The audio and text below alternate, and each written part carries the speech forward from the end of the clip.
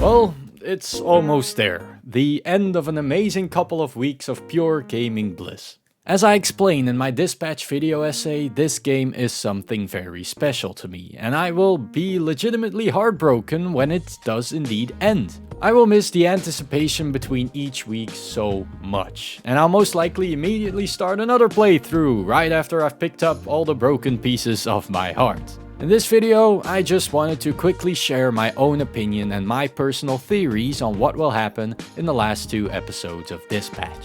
Now, it's very important to first of all stress that these are my personal thoughts, and that most of them aren't really based on a lot of evidence. You can see this as wishful thinking on how I think the game will end, and possible routes that Ad Hoc could take. In no way am I trying to convince you on my point of view, so please try your best not to get agitated by all the things I'm going to say in this video. It all comes from a deep love for the game, which I imagine most of you also share. So with that, please put your opinions, wishful thoughts, and possible theories in the comments below. I'm so interested what other people are expecting to happen. Okay, now, so to not make this video more unstructured than it already is, I'm going to divide it into parts. I'll first share some thoughts on the previous 2 episodes and what possible routes this sets up, and then I'll discuss theories like Chase living, a possible mole in the team, if there even is one. I'll also discuss the Blonde Blazer and Invisigal debate, as well as lastly, the real identity of Shroud. Now, I want to stress that I'm not a good writer whatsoever, but it's fun to theorize about these things, and I'm already excited to compare my expectations with the end result. Also, keep in mind, I'll mainly discuss the choices I've made in my own playthrough. Of course, I've already seen what all the other options and choices do, so I might mention those as well, but I'll mainly keep to my choices throughout this video. Okay, without further ado, let's get into how Dispatch will end.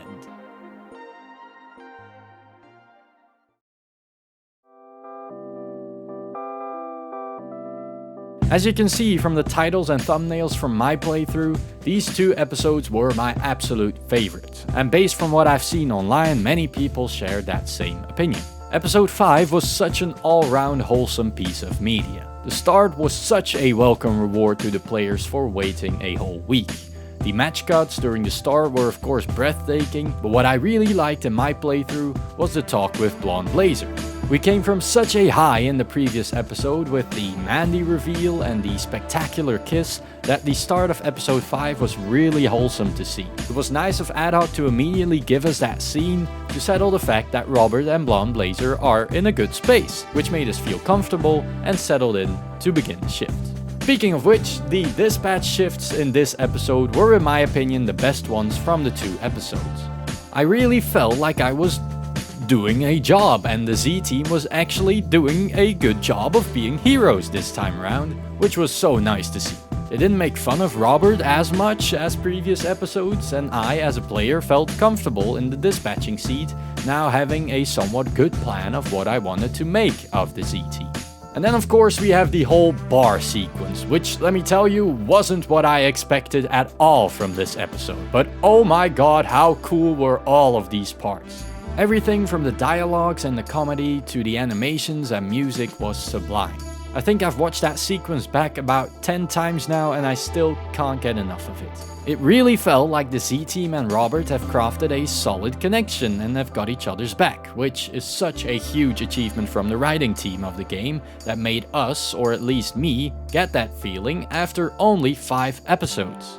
I mean, in a normal show nowadays, it would take us at least a whole season to actually really believe and support the relationships between these characters. And then Ad Hoc went ahead and did it in 5.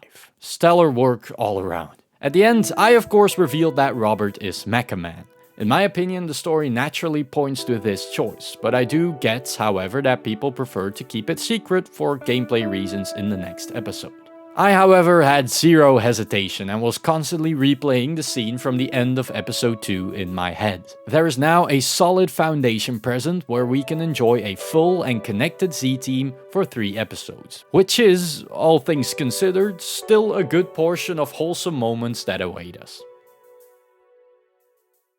In episode 6, we get the pinnacle of that wholesomeness. I mean, they immediately start with the whole Z-team being present at Robert's Mecha Man test, except from Flambe depending on your choice in episode 5. After that test fails, we get a really great moment with Chase and Royd in the hospital, where we get some more bonding scenes with them before we head back to the office, where another cute moment happens with Blonde Blazer. During the dispatch section, the Z-team does a great job in balancing concern with playfulness and banter, which is just so fun to play, honestly. And then of course, I think the best sequence in the whole game up to this point happens: the housewarming party. Seeing everyone together, enjoying the moment, feeling connected, I really think will go down as one of the most wholesome moments in gaming, or at least in my own library of wholesome gaming moments. The music and the animations go hand in hand in creating a legitimate pinnacle in the game's atmosphere until now. And then, if the writing couldn't get any better, they balance that whole sequence out with the complete opposite. I mean, sweetness needs bitterness and sourness to find balance, and those moments with Chase, both during and after the fact, provide for just that. And then, as a cherry on top, they write in this enormously stressful and exhilarating ending to the episode, where I was literally shaking during playing. I'm not kidding, it's been since Red Dead Redemption 2 since I felt so nervous playing a game, and it was so nice to get that feeling all over again. The episode ends with a cliffhanger, and oh boy, what a beautiful setup for the last 2 episodes.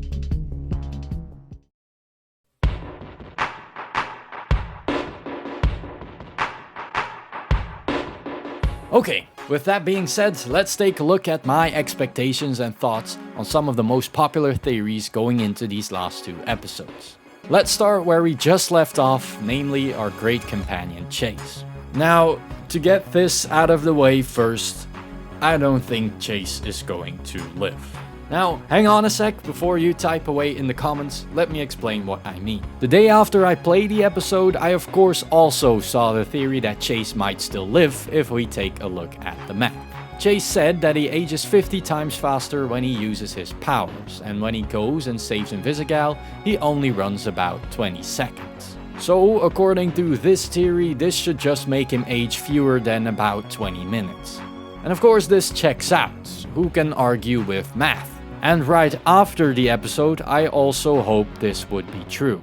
But with some time and reflecting back on it, I honestly do think the death of Chase should actually be a real thing. Now, please don't take me for a horrible person. I love Chase in this game, and my heart aches to even think about Beef not getting the love he got from Chase anymore. But from a story perspective, I think the death should be real. The story needs some stakes to stay impactful. It needs real risk to make the choices meaningful. Invisigal needs to feel that regret of going alone for her character. Blonde Blazer needs to feel the pain of losing someone close to her to be closer to Robert. And we as a player need to feel the pain to make us want to finish off Shroud, even if we spare him at the end. People have refuted the 20-minute theory, saying that it's been too long since he used his powers and that his heart would give out nonetheless. And though I think that could probably be true, the reasoning behind his cause of death doesn't really matter that much to me. What matters more to me is how the story will move forward from this and how this is going to impact the characters. I also think that Chase saying he ages 50 times faster might also just be a way of saying he ages extremely fast, but we can't know that, of course. Nonetheless, will I be happy if Chase lives? Of course. But I do think the narrative will benefit from it more if his death is legitimate.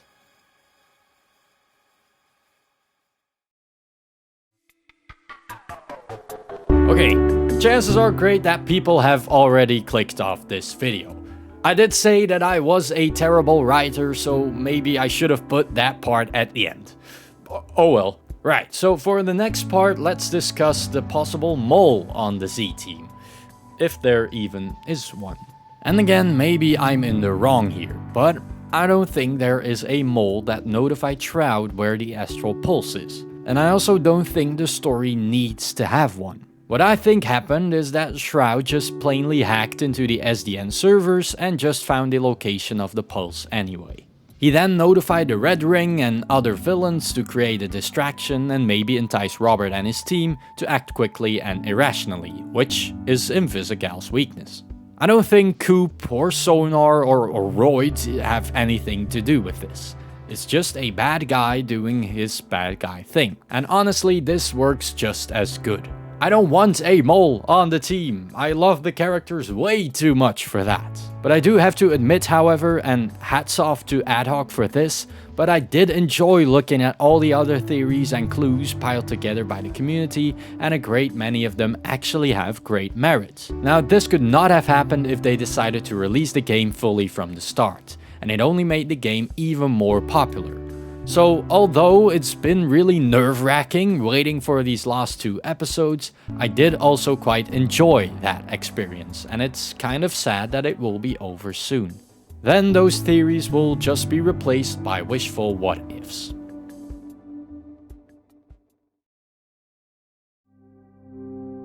This beautifully ties into maybe the most discussed aspect of the whole game, the 2 girls, Blonde Blazer or Invisigal, or as we now know them, Mandy and Courtney. Let's start with Blonde Blazer, and first off, don't think I am biased because I chose Blonde Blazer in my playthrough, but I don't think Mandy is the mole either. In my opinion, all the theories online seem to be a bit far-fetched. Don't get me wrong, I can get behind them, but from a writing perspective, with Adhoc being such veterans, I personally don't think they would go that route. That shtick has been done many times before, even by Telltale themselves, so I don't see them doing it again.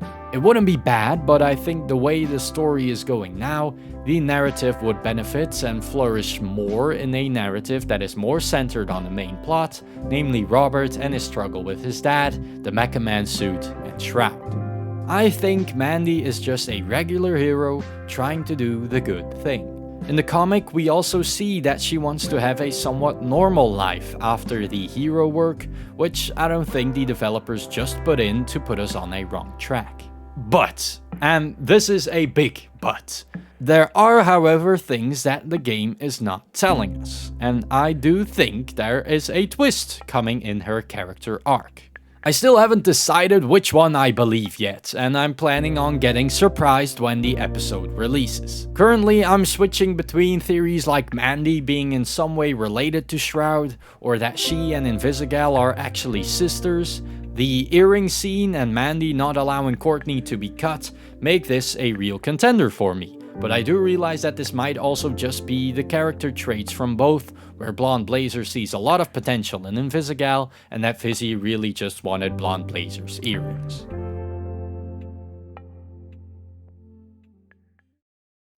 And then we come to the other romance option, which is the wonderful Invisigal. Now, I also don't want to deny that the game leans you into her path more than with Blonde Blazer. And trust me, I have a save file where Robert chose Fizzy and their dynamic also just works wonderfully. But with Invisigal, I think I'll follow the most popular theory in that she used to work for Shroud and indeed planted the bomb on Mecha Man at the start. She then regrets that life and is now actively trying to right her wrongs. Now, is it wrong that the game will follow the most straightforward theory? Absolutely not. I think it makes her arc all the more meaningful, and in my opinion, I'd much rather have them work out that story arc beautifully with some wonderful acting by Laura Bailey and Aaron Paul than just making her evil for the sake of shock value. I think it would also just reflect poorly on the gameplay in the long run, because if Invisigal is revealed to be the real villain, that will make every next playthrough immediately suck, I think. I mean, I would dread playing episode 4 knowing that at the end, I'd have to choose between the person that is good and the person that turns out to be evil. You can also switch out Invisigal for Blonde Blazer in this argument because that would be the same result. So yes, I do think both characters have something that has yet to be revealed, but no, I don't think they are both evil or a mole on the team.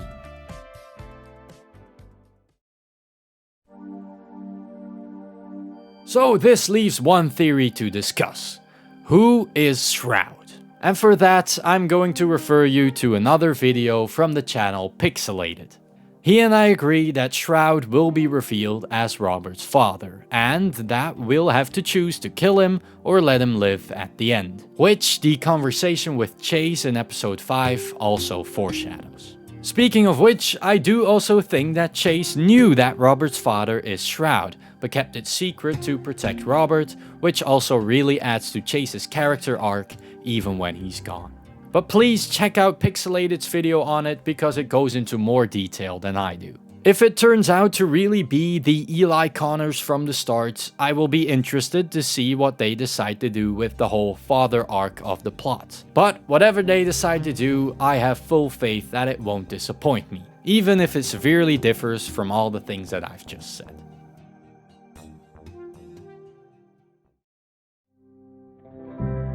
Okay, there we are. Those are my thoughts on how I think the last 2 episodes will address all the theories that have shaped this game's trajectory in the media.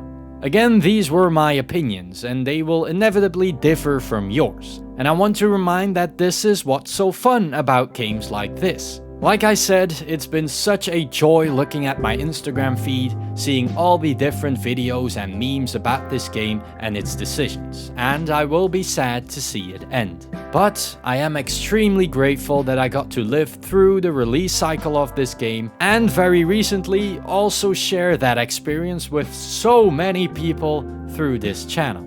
Now, I'm going to be honest here. I never expected to ever see so many people click and watch a video of mine, and I'm incredibly proud and lucky that so many people shared the passion and love I have for this game. It's been so great getting to wake up and see comments on that video with which I can interact and talk about this wonderful game. Now, at the same time, the success of that video also kind of scares me, because people are actually watching. Like, really watching.